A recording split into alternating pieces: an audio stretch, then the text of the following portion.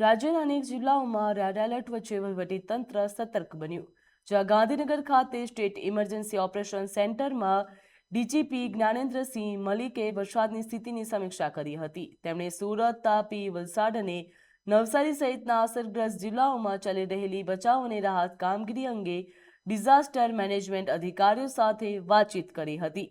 ભારે વરસાદની સ્થિતિને પહોંચી વળવા માટે એનડીઆરએફ, એસડીઆરએફની ટીમો તેમજ પોલીસ જવાનોની તૈનાતી અને કામગીરીની પણ સમીક્ષા કરવામાં આવી હતી, જ્યાં બેઠકમાં અધિકારીઓ પણ હાજર રહ્યા હતા. રાજ્યમાં ધોધમાર વરસાદ વરસી રહ્યો છે, તેના માટેના તમામ પગલાં લેવા જોઈએ તેવી જરૂરી સૂચનાઓ પણ અધિકારીઓને આપવામાં આવી છે. જ્યાં ભારે વરસાદની સ્થિતિને પહોંચી વળવા માટે એનડીઆરએફ, એસડીઆરએફની ટીમો તેમજ પોલીસ જવાનોની તૈનાતી તેમજ કામગીરીની પણ સમીક્ષા કરવામાં આવી.